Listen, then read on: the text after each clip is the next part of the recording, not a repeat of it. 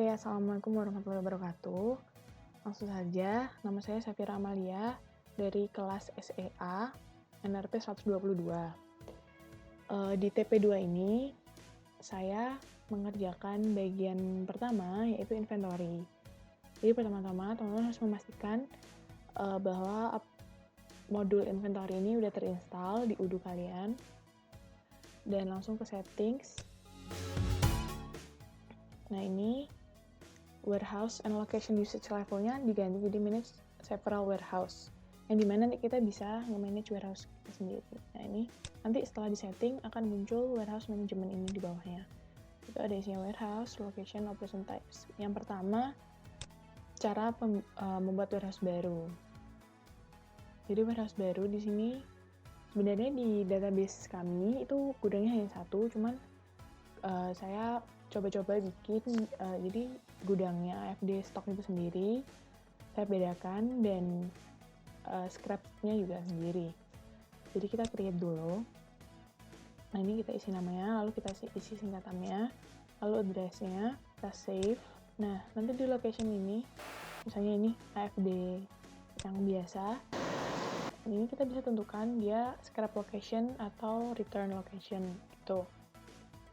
Itu kalau return dia kembalinya ke AFD biasa, tapi kalau saya di sini bikin yang AFD stok itu bisa dikembalikannya ke stok, tapi nanti yang scrap itu khusus yang kita mau buang, jadi pembedanya gampang. Nah, langsung aja untuk transfer stok ya. Transfer stok itu, yang pertama ini dulu ya, adjustment dulu. Nah, di sini kita bikin inventory. Ini seperti yang kita udah bikin, ini kita create seperti biasa, lalu bikin namanya annual inventory. Ini kita kerjakan sebelumnya. Lalu untuk transfer stock, langsung ke all transfer, terus create. Misalkan ini saya mau kirim dari warehouse yang default dari UDU-nya, yang udah ada ya. Jadi kita kirim ke AFD kita, ke gudang kita. Yang udah kita buat, jadi partnernya Aris Fashion Design sendiri. Maksudnya dia dari warehouse stock kan, jadi yang dari sana ke tempat kita. Sekarang kita mau ngirim hoodie nomor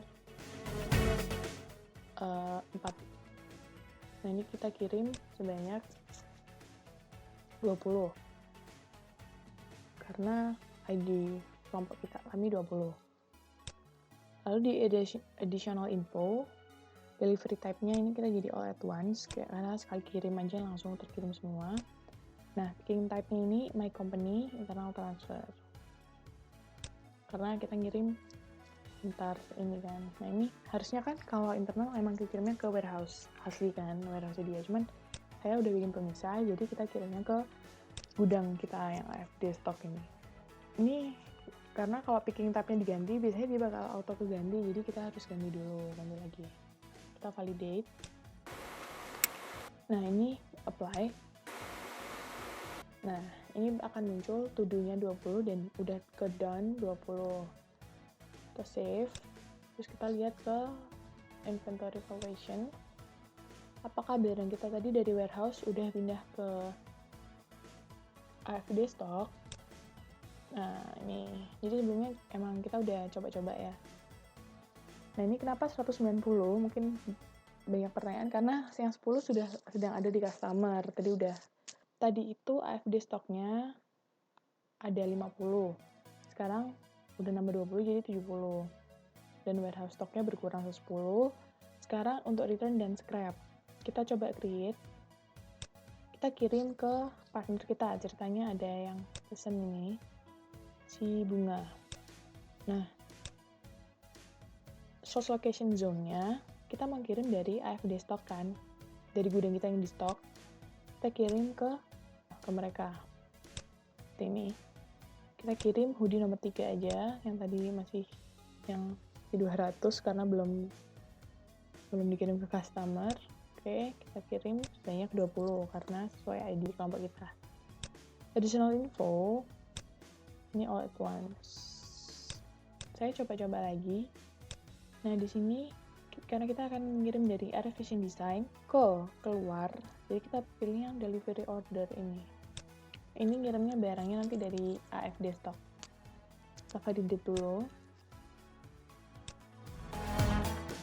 Nah, ini harusnya barangnya sudah kekirim 20 ya ke customer. Kita save dulu. Kita lihat di inventory valuation. Tadi hoodie nomor 3 ini. Nah, lihat ya, tadi barangnya 200, sekarang tinggal 180 karena yang 20 sedang ada di tangan customer. Kita bisa juga ke stock move buat lihat apakah barangnya sudah berpindah. Setelah itu, tadi return. Kita akan mereturn barangnya udah di tangan customer buat kembali ke kita. Jadi kita klik stock operations-nya ini, yang barusan aja kita kirim tadi 1447 ke bunga. Nah, ini langsung aja kita return. Si hoodie ini kita kembalikan 10 aja. Kita kembalikan 10. Ceritanya rusak 10. Kembalinya kita akan kembalikan ke stock. Nah, kalau misalkan mau langsung mengembalikannya itu ke scrap, itu bisa. Setelah ini akan saya praktekkan. Nah, ini udah kembali ke AFD stock. Nah, kalau teman-teman mau langsung nge-returnnya itu buat ke AFD scrap, kita kembali ke location, lalu ke AFD scrap ini, kita edit, is a return location-nya kita nyalakan. Jadi dia bisa nge-scrap dan nge-return langsung masuk ke situ. Kita save dulu. Masih sama di all transfer, balik lagi ke all transfer, masih sama di pembelian si bunga tadi. Nah, itu kita akan return lagi. Oh, jadi tetap harus masukin scrapnya ke sini. 10 karena mungkin rusak ya tadi. Nah, yang dimasukin kan tadi location-nya dia di AFD. Kita scrap ke AFD scrap. Nah, kita lihat di sini. Nah, ini bedanya. Jadi location-nya dari AFD tadi ke langsung ke scrap di AFD scrap. Ya, sekian. Terima kasih. Wabarakatuh, saya Dohan Rian, NRP 109. Pertama kita konfigurasi dulu di settingnya. Sini kita lihat ada manufacturing lead time. Jadi manufacturing lead time itu jarak atau bedanya pesanan dari pelanggan yang masuk ke kita dan proses produksi sampai produk itu jadi. Lalu di manufacturing order ada produk varian. Di produk varian ini kita memilih no variance on product, di mana kita tidak perlu memilih varian dari suatu produk yang ingin kita produksi, yang ingin kita manufaktur tadi. Lalu by products ini, untuk pilihan pertama ini, waktu kita untuk membuat produk C yang terdiri dari A dan B, itu tidak ada hasil atau produksi sampingannya. Sedangkan untuk bill of material me products residual products ini, setelah menghasilkan C, itu akan menghasilkan produk sampingan, yaitu D ini. Lalu ada routines and planning untuk yang manage production dan manufacturing order. Jadi kita tidak perlu memantau setiap step-stepnya dari suatu produksi. Sedangkan untuk manage production by work order, kita harus atau bisa memantau proses produksinya melalui work order tadi. Nah, untuk konfigurasi seperti ini, kita memilih no variant, no by product, dan manage production by manufacturing order. Lalu kita membuat bill of materialnya. Jadi ada dua bill of material. Yang pertama kita ingin membuat yang namanya single level bill of material. Jadi untuk membuat satu hoodie itu kita memerlukan tricot strip. Jadi untuk menghasilkan satu hoodie ARZ2 itu kita memerlukan 2 meter kain tricot putih 1 mm tipis. Kalau sudah kita save. Nah, itu tadi yang namanya single level. Untuk multi level, kita bisa lihat di sini. Jadi paket hoodie ini. Nah, paket hoodie ini terdiri dari hoodie 1, 2, 3, di mana hoodie 1 dan hoodie 2 ini mempunyai bill of material tersendiri. Kalau kita lihat tadi paket hoodie 1 ini ada bill of materialnya. Jadi bill of material sudah tercatat pada UDU ini. Bagaimana dengan yang lainnya? kita mencoba proses produksinya, kita masuk ke manufacturing order to create. Misalkan kita ingin membuat hoodie yang barusan kita buat tadi di sini. Di tab ini kita bisa memilih warehouse-nya. Jadi warehouse-nya, picking tab-nya kita pilih manufacturing karena kita ingin membuat raw material tadi dari hoodie tadi itu kita ambil dari WH stock, dan finish produknya kita akan tersimpan di sini. Jadi produk ini kalau kita save akan secara otomatis menyimpan seperti ini. Jadi kita ingin membuat hoodie yang terbuat dari tricot putih 1 mm tipis, itu yang tricot 1 mm tipisnya diambil dari gudang WH stock, dan produk jadinya akan disimpan di AFD stock. Ini kita lihat memerlukan 2 meter, lalu cek availability-nya. Jika memang sudah tersedia raw materialnya, maka quantity available-nya akan terisi secara otomatis. Kita tekan produce. Ini kita bisa memilih ingin memproduksi berapa. Misalkan kita ingin memproduksi 3, lalu kita tekan record production. Yang dikonsum adalah 6 meter dari tricot putih 1 mm tipis yang akan menghasilkan 3. Sudah kita mark as done. Untuk melihat hasilnya, kita bisa melihat di inventory, lalu masuk ke inventory evaluation yang barusan kita buat. After stock tadi membuat 3 hoodie, bisa lihat jamnya tanggal 3/26. Sekian dari saya. Perkenalkan, nama saya Muhammad Hasmi Auzan, NRP 052118400060. Nah, di sini saya akan mengerjakan tentang Finance and Accounting, sebuah modul yang ada di UDU. Sebelumnya kita harus menginstal terlebih dahulu, yaitu modul Accounting. Nah, di modul Finance and Accounting ini kita akan belajar tentang bagaimana rekonsiliasi pengeluaran pemasukan dan juga laporan-laporan melalui file di PDF. Yang pertama kita highlight dulu di bank account kita, balance in GL-nya 7.938.950. Nah, apabila kita gunakan rekonsiliasi, dia akan berkurang dan bertambah. Langsung saja kita ke rekonsiliasi pemasukan. Di sini kita akan mencoba tentang item Rossi. Yang dia pesan kali ini yaitu jaket dengan kode 005 sebanyak 5 unit. Satunya 500.000, jadi 2,5 juta. Yang perlu kita highlight di sini yaitu kode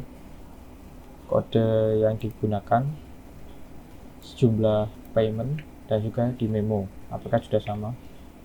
Kita langsung coba masuk ke bagian dashboard di modul accounting. Kita buka menu bank account di new statement ini, tombol new statement.